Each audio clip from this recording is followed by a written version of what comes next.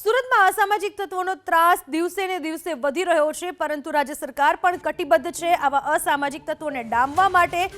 સુરતમાં હવે અસામાજિક તત્વોની ખેર નહીં, કડક પગલાં લેવાના શરૂ કરી દેવામાં આવ્યા છે। સુરતમાં જે પણ વ્યક્તિઓ ગુંડાગીરી કરશે, સામાન્ય લોકોની સાથે ગેરવર્તન કરશે, આ તમામની શાન ઠેકાણે લાવવામાં આવશે। વરાછા પીઆઈ તરીકેનો ચાર્જ સંભાળતાની સાથે જ આરબી ગોજા એક્શન મોડમાં છે। પોલીસ ઇન્સ્પેક્ટરે અસામાજિક તત્વો સામે લાલ આંખ કરી વિવેકાનંદ તેમજ હરિધામ સોસાયટીમાં આતંક મચાવનારાઓની ધરપકડ કરી અને ધરપકડ બાદ અસામાજિક તત્વોની શાન ઠેકાણે લાવીને આ તમામનું સરઘસ કાઢ્યું। ધરપકડ કર્યા બાદ પોલીસે અસામાજિક તત્વોને કાયદાનો પાઠ ભણાવ્યો। ચપ્પુ લઈને દબંગાઈ કરનારાઓને હવે ચાલવામાં પણ તકલીફ પડી રહી છે। આ એ શખ્સો છે જે ચપ્પુ લઈને જોરદાર આતંક મચાવતા હતા, ખૌફ બતાવતા હતા અને હવે ચાલવામાં પણ ફાફા પડી રહ્યા છે। એટલી સરસ મજાની સર્વિસ આ ગુંડાઓની પોલીસે કરી છે અને સાથે જ હવે તો ચેતવણી પણ આપવામાં આવી છે।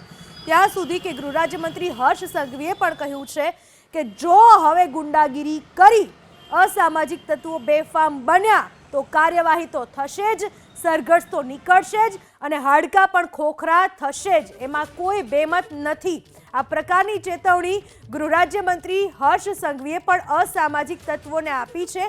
છેલ્લા ઘણા સમયથી આપણે જોઈ રહ્યા છીએ કે અસામાજિક તત્વો જ્યારે બેફામ બની રહ્યા છે ત્યારે આ તમામને ભાઠા પડી રહ્યા છે, લાકડીઓનો માર પડી રહ્યો છે, ચાલવામાં પણ ફાફા પડી રહ્યા છે, હાડકાં ખોખરા થઈ રહ્યા છે અને સરઘસ પણ નીકળી રહ્યું છે અને આ પ્રકારની કાર્યવાહી થશે ને થશે જ અને તો જ આ અસામાજિક તત્વો પર લગામ કસાશે। આ ચેતવણી ગૃહ રાજ્યમંત્રી હર્ષ સંઘવીએ પણ આપી છે।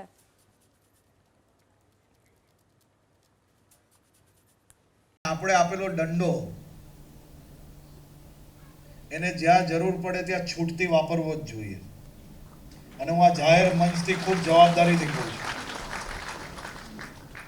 જે ગુનેગાર જે ભાષા સમજતો હોય, જે ગુનેગારને જે ભાષા આવડતી હોય એ ભાષાથી સમજાવી શકે એને જ પોલીસ કહેવાય। હજી એ ક્યાંય કોઈ ખૂણામાં બચી ગયું હોય, કોઈ ખૂણામાં લાગે તમને કે આ ટપોરીગીરી કરે છે,